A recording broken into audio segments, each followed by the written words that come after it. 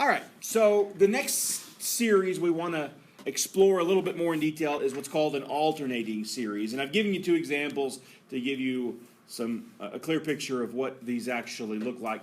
So on the first one, notice how the first term is positive, then negative, then positive, then negative, then positive, then negative. So the signs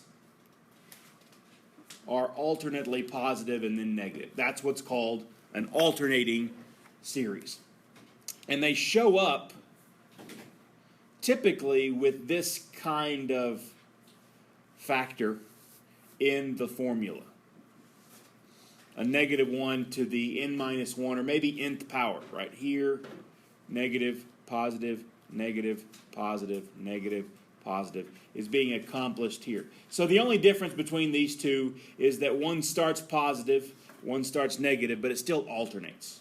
Okay? And most of the time it really isn't that big of a deal as to whether or not it starts positive or starts negative, but you can tell by just plugging in the first n into the formula to see what you get. If I plug in n equals 1, I get a negative 1 to the 0, which is positive. And then I plug in 2, I get negative 1 to the 1, which is negative. And then this piece right here represents the absolute value of the term. So we see from these examples that the nth term of an alternating series is like negative 1 to the n times some formula where Bn is a positive number, or maybe negative 1 to the n minus 1 B sub n. And in both cases, B sub n is some positive set of numbers for all n. And in fact, we can think of B sub n as the absolute value of A sub n, right? The absolute value of the whole term just strips off this negative 1 to a power. It's rare, but occasionally you might see something like a cosine of pi n times something show up. And the reason I throw that in just as an example, because I think we've seen it once before, cosine of pi n, if you plug in different values of n from 1 to infinity, notice this is like negative 1 to a power. Cosine of pi is what? Negative 1. And then cosine of 2 pi, positive 1. Cosine of 3 pi is negative 1. How it bounces back and forth. So this is actually the same thing as like negative 1 to the nth. Because when you plug in 1, you get negative 1. You plug in 2, you get positive 1. It's just another way of capturing the exact same result. Okay. The good news about an alternating series test is it's actually very easy to see if it converges. When it's alternating, all you have to do is verify, 1, that the terms decrease, that as you go from one term to the next term, if they're getting smaller as you go out.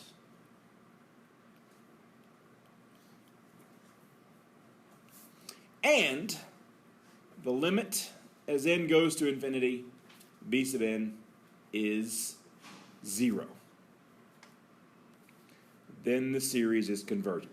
So if it's, this right here just means decreasing.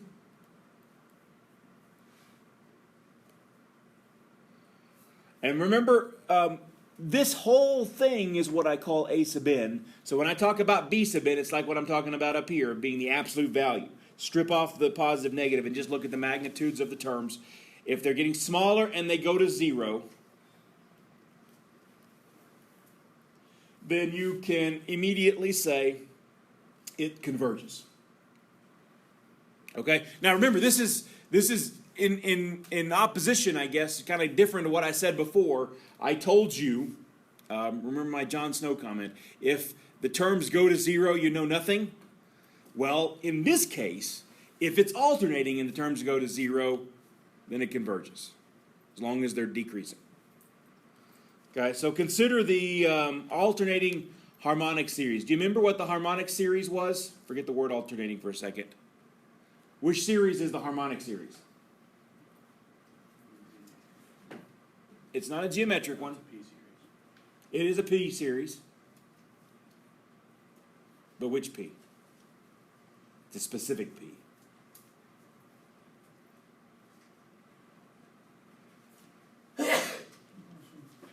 This is actually a very important math concept, the harmonic series. So it shows up in a lot of higher math. You'll see it in other places, so it's worthwhile for me to pester you about it till you remember it. So look it up if you have to. What's harmonic?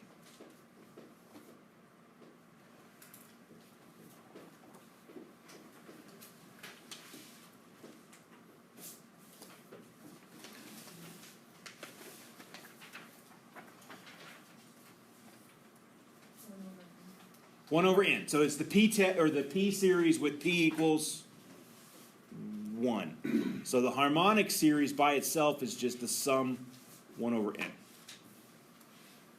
So what's the alternating harmonic series? It's a negative 1 to the n minus 1. N equals 1 to infinity times 1 over n. In other words, it looks like this. 1 minus a half plus a third minus a fourth plus a fifth minus a sixth plus and so on.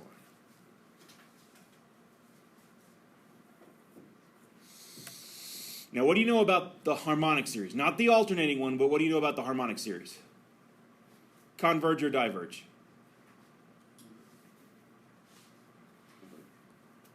Converge? Converge? Does this converge?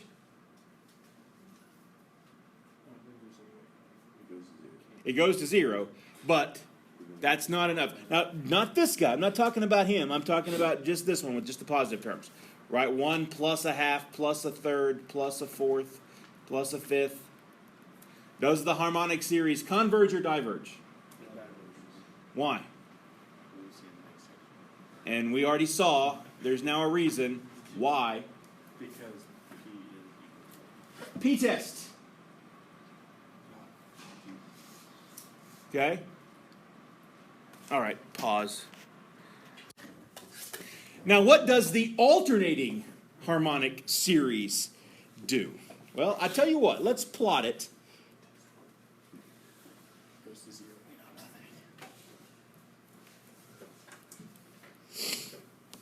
First thing I'm going to do is I'm going to plot the terms, which I've got in blue, so I'm going to draw in blue. Here's 1.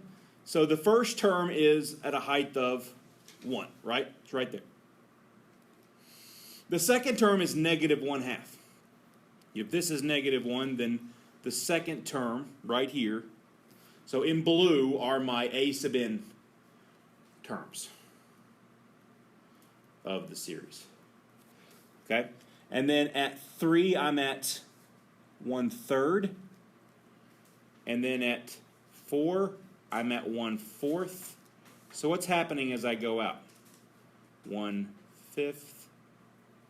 1/6, 1/7, 1/8, and so on, right? It's just going to keep getting closer and closer, but it's bouncing back and forth, isn't it? Now, what does my partial sum sequence look like? Partial sum means take S1 is just the first term, right? So that's right here. This is my S sub n, partial sums. Now what's S sub 2 look like? You're going to take 1 minus a half. Instead of plus a half with the harmonic series, we're going to take minus a half. What's 1 minus a half? A half. So it's right there. Right? At 1, the height of at 1, S sub 1 is 1. At 2, so S sub 2 would be 1/2. Now I take and add a third to that, right? So I do S sub 3. That's like my, I take 0.5 minus 0.333333, which is like a 1 6. It's a half plus a third, which is 5/6. So it's right there. Bounces back up, right? Because I've added a positive thing. But then I subtract a fourth. Now, a fourth is not as big as a third, so it doesn't go down below where this point was. So it's going to be right about here. And then I'm going to add a fifth, so I bounce back up. And then I subtract a sixth, add a seventh, and so on, bouncing back and forth. But what's happening to my partial sum sequence? It also looks like it's converging, right? Although we don't know to what, it looks like it is converging. Well, let's apply the alternating series test. What does the alternating series test say? If you have that it's alternating, if the signs are bouncing back and forth, then what do you have to have be true for it to converge? Well, one, the terms have to be getting smaller. Now, what's b sub n in this case?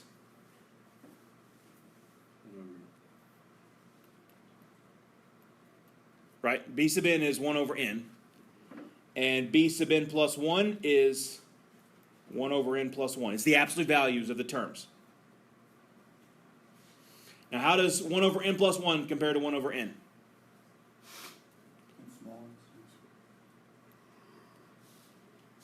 Because the denominator is bigger, the fraction's smaller. So check. The first condition of the alternating series test passes. The terms are getting smaller in absolute value. Second test is the limit as n goes to infinity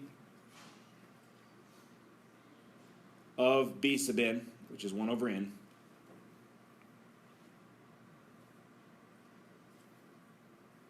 is 0.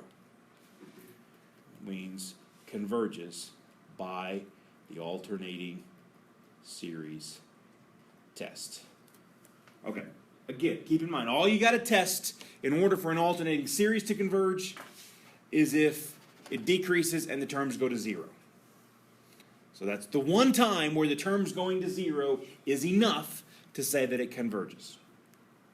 So we do know something in that case. All right, next one. Does this series converge or diverge? All right, since it's, well, what do you recognize about it? What does this tell you right here?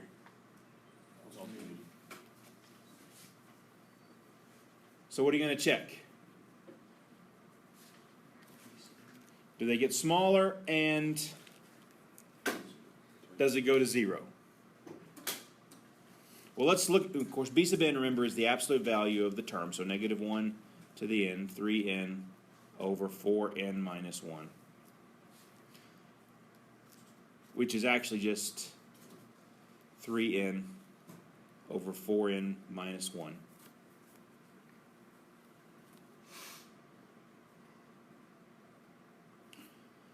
To check if it decreases, you can do a couple of things. You can plug in a few numbers and see that it's going downhill. You could graph the function, or you could check its derivative.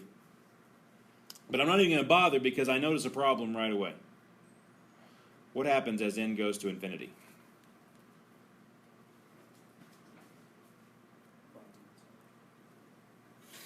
Do what? The bottom blows up, but so does the top, because it's got an n up there. So it's infinity over infinity. You think of it as a function.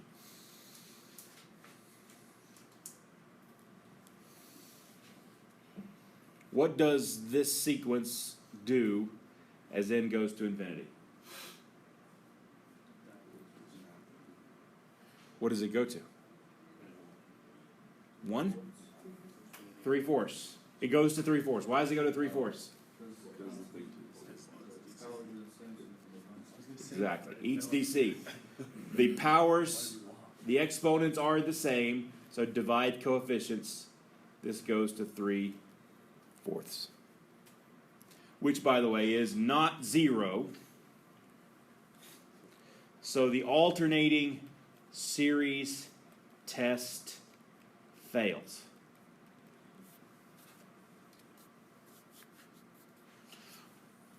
When the alternating series test fails, you don't know anything yet.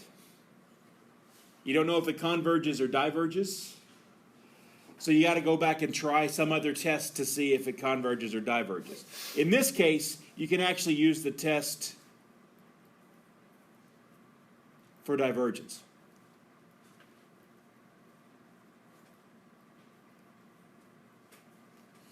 Looks almost like the limit, it looks almost like the alternating series test. You're still going to take the limit as n goes to infinity, like I did right here. But you got to do it on the original sequence of terms.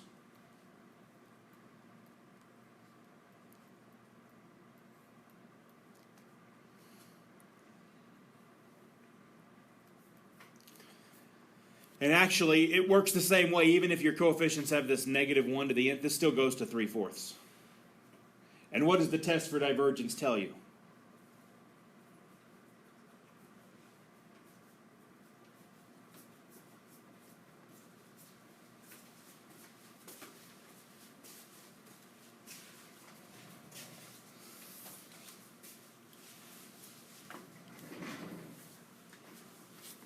Test for divergence. What does it say?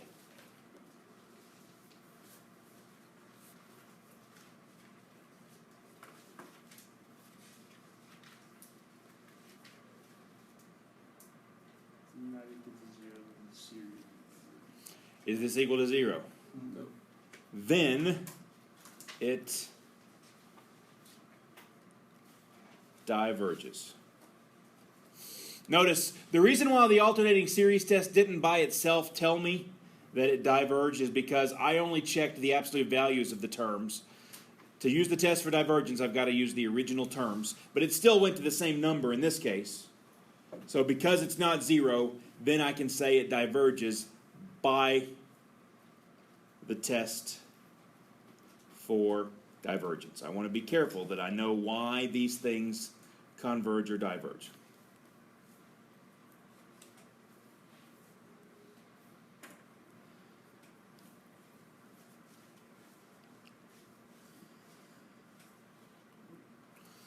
All right, last one.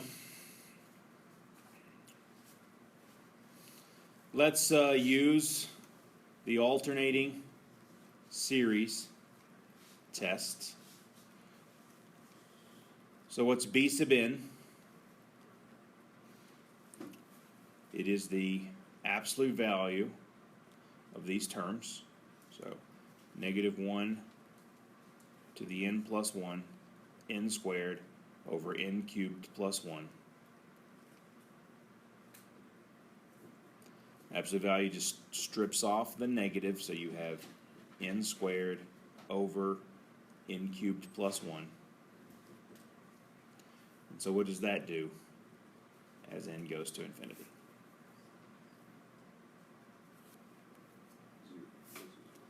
Zero. Why?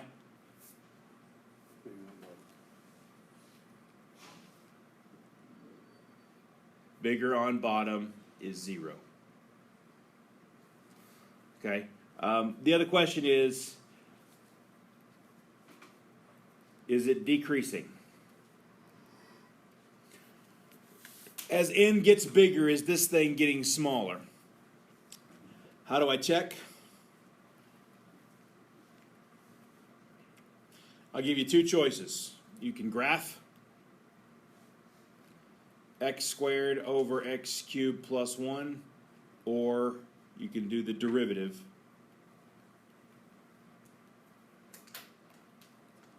and check that it's less than 0. So if I went, say for example, I just went to Wolfram Alpha.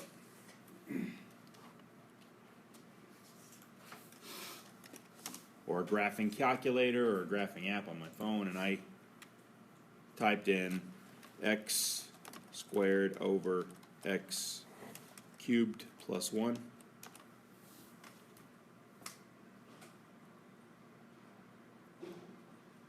Notice how it goes up at first. Actually, at n equals 1, it starts up here, and then from there goes down. Notice how it's going downhill all the way through.